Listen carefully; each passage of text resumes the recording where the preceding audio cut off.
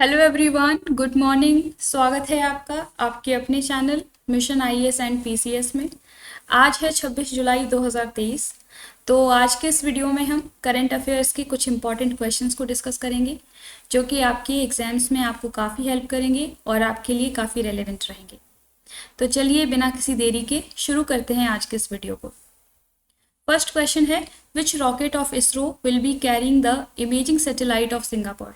इसरो का कौन सा रॉकेट सिंगापुर के इमेजिंग उपग्रह को ले जाएगा? ऑप्शंस हैं PSLV C56, Cartosat 1, SSLV D2 and LV-M3 rocket.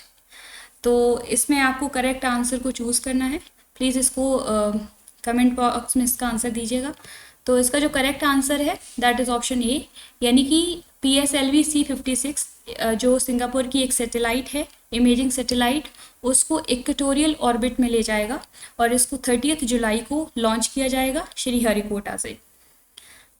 Singapore की जो इमेजिंग सैटेलाइट है उसका नाम है DSSAR सैटेलाइट।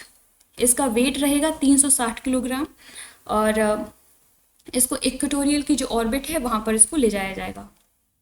अगला क्वेश्चन है, international institute for population sciences functions as nodal agency under which ministry of India. अंतर्राष्ट्रीय जनसंख्या विज्ञान संस्थान भारत के किस मंत्रालय के तहत नोडल एजेंसी के रूप में कार्य करता है? तो इसके जो ऑप्शंस हैं they are ministry of science and technology, ministry of human resources and development, ministry of health and public welfare, ministry of agriculture. तो इसका जो करेक्ट आंसर है दैट इज ऑप्शन सी, यानी कि जो ministry of health and public welfare है उसके under ये institute, international institute for population sciences as a nodal agency कार्यरत है, फंक्शन करता है। और जो भी पॉपुलेशन स्टडीज़ होती हैं उनमें रिसर्च करवाने का, ट्रेनिंग करवाने का काम इसका रहता है। एक ये रीजनल इंस्टीट्यूट है। इसका इस्टेब्लिशमेंट 1956 में मुंबई में हुआ था और बाद में इसको एक नोडल एजेंसी के रूप में डेजिग्नेट किया गया under ministry of health and public welfare, जो national family health survey conduct करवाया जाता है उसमें कोऑर्डिनेशन और टेक्निकल गाइडेंस का काम ये इंस्टीट्यूट करता है। तो इम्पॉर्टेंट है, याद रखिएगा। अगला क्वेश्चन है, Pranab Sen committee is set up recently, it is associated to what. जो प्रणब सेन समिति है हाल ही में स्थापित की गई है, ये किससे संबंधित है? ऑप्शंस हैं to review the methodology of NSO, to develop scientific temper among students, to review the poverty status and banking reforms.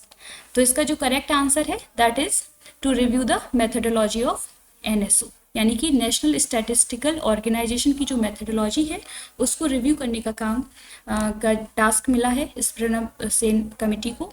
और हाल ही में एक कंट्रोवर्सी है कि जो इंडिया में डेटा कलेक्ट किया जाता है पॉवर्टी से रिलेटेड, एम्प्लॉयमेंट से रिलेटेड, या फिर जो है हेल्थ की क्या प्रोग्रेस है उससे रिलेटेड, फॉर एग्जांपल कुछ सर्वेज कंडक्ट करवाए जाते हैं, जैसे कि जो नेशनल सैंपल सर्वे है, नेशनल फैमिली हेल्थ सर्वे, इसी तरीके से एक है पीरियोडिक लेबर फोर्स सर्वे। तो ऐसा अभी एक स्टडी में बताया गया है कि इनकी जो इफ़ेक्टिवनेस है वो कम है। अर्बन और जो रूरल डेटा है उसके रिस्पेक्ट में बायसनेस देखने को मिलती है। तो इसी की इफ़ेक्टिवनेस को रिव्यू करने के लिए ये प्रणब सेन कमेटी हाल ही में सेटअप करी गई है। अगला क्वेश्चन है, which among the following country is not an ASEAN member. निम्नलिखित में से कौन सा देश आसियान का सदस्य नहीं है? तो ऑप्शंस हैं Myanmar, Vietnam, Indonesia and India. तो इसका जो करेक्ट आंसर है दैट इज ऑप्शन डी, यानी कि जो आसियान कंट्रीज हैं उनमें इंडिया मेंबर नहीं है, इस ग्रुप का मेंबर इंडिया नहीं है। और आसियान क्या है? Association of south east Asian Nations. एक ये 10 मेंबर्स का रीजनल ग्रुप है जो कि जो इसकी मेंबर कंट्रीज़ हैं उनमें कॉपरेशन का जो इकोनॉमिक और सिक्योरिटी कॉपरेशन है उसको प्रमोट करता है। इसका इस्टेब्लिशमेंट 8 अगस्त 1967 को हुआ था बैंकॉक, थाईलैंड में, और इसका सेक्रेटरीट जकार्ता में है, इंडोनेशिया में। जकार्ता जो सिटी है वहाँ पर है। और अगर मेंबर्स को देखें तो वो हैं जैसे कि थाईलैंड है, वियतनाम, कंबोडिया, सिंगापुर, इस इमेज में आप देख सकते हैं, Laos, Indonesia, Myanmar, Malaysia, Brunei and Philippines.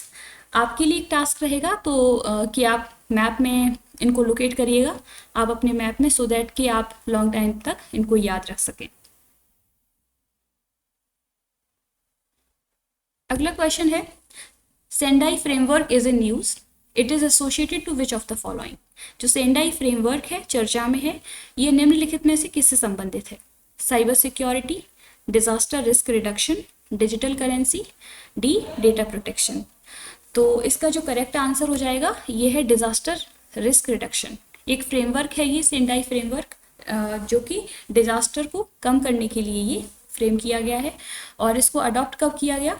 2015 में सेंडाई एक जापान की सिटी है, वहाँ पर एक यूनाइटेड नेशंस की 3rd वर्ल्ड कॉन्फ्रेंस हुई थी डिजास्टर रिस्क रिडक्शन पर, जहाँ पर इस सेंडाई फ्रेमवर्क को जो है अडॉप्ट किया गया था। इसका जो टाइम पीरियड है वो 2015 से 30 तक है, 2015 से 30 तक है। और जितने भी डिज़ास्टर्स होते हैं, जो स्मॉल स्केल डिज़ास्टर्स हैं, लार्ज स्केल डिज़ास्टर्स हैं, या फिर वो नेचुरल हों, मैन मेड हैज़ार्ड्स हों, तो उनके लिए उनको कम करने के लिए क्या क्या प्रैक्टिसेस, क्या क्या मैनेजमेंट किया जा सकता है, उससे रिलेटेड ये फ्रेमवर्क है। तो याद रखिए, इम्पॉर्टेंट है। इसमें 7 ग्लोबल टारगेट्स रहेंगे, 13 गाइडिंग प्रिंसिपल्स हैं, 4 प्रायोरिटी एक्शंस हैं, और स्टेक होल्डर्स का जो डिफरेंट होते हैं उनका रोल रहता है, और 4 लेवल पे बेसिकली ये फंक्शन करते हैं, लोकल, नेशनल, रीजनल और ग्लोबल। तो इम्पॉर्टेंट है, याद रखिएगा। अगला क्वेश्चन है, coalition for disaster resilient infrastructure was launched in which year. आपदा प्रतिरोधी बुनियादी ढांचे के लिए गठबंधन किस वर्ष शुरू किया गया? 2019, 2020, 2021 एंड 2022।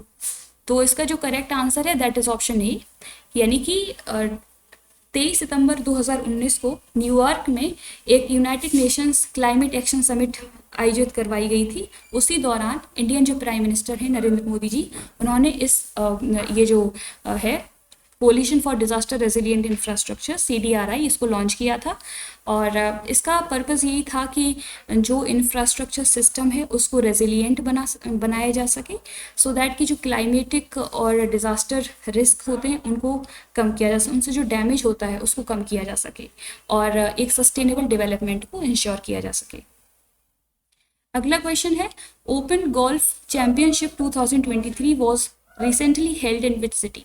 जो ओपन गोल्फ चैंपियनशिप 2023 हाल ही में किस देश में आयोजित की गई? तो ऑप्शंस हैं कनाडा, ब्राज़ील, इंग्लैंड और श्रीलंका। तो इसमें से आपको करेक्ट आंसर चूज करना है।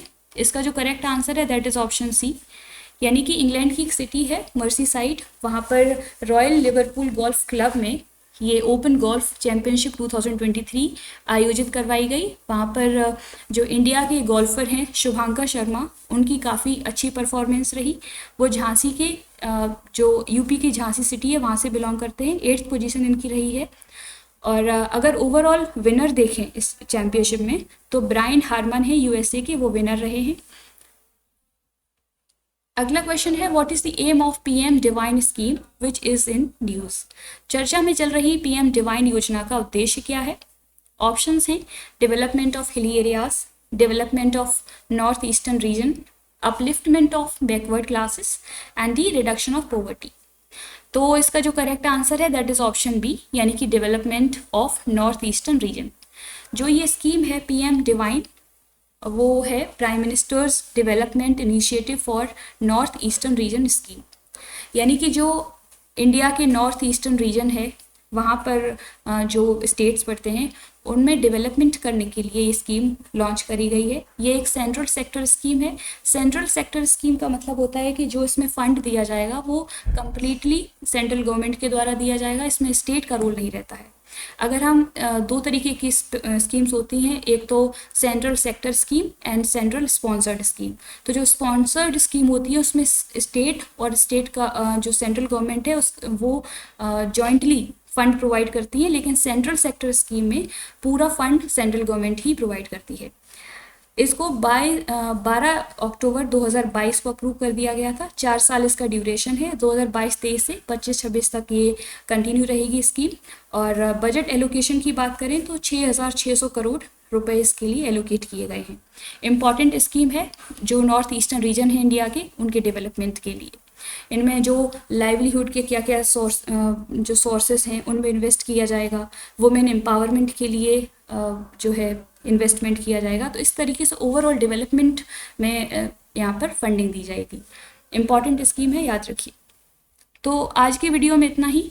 होपफुली आपको ये क्वेश्चंस काफ़ी हेल्प करेंगे और आपके लिए काफ़ी इम्पॉर्टेंट हैं, आपको पसंद आए होंगे। अगर आपको ये हमारा इनिशिएटिव पसंद आता है तो प्लीज़ इसको सपोर्ट कीजिए, लाइक कीजिए, शेयर करिए उन स्टूडेंट्स के साथ जो कि कॉम्पिटिटिव एग्जाम्स की प्रिपरेशन करते हैं। आज के लिए इतना ही। Thank you, take care, bye bye.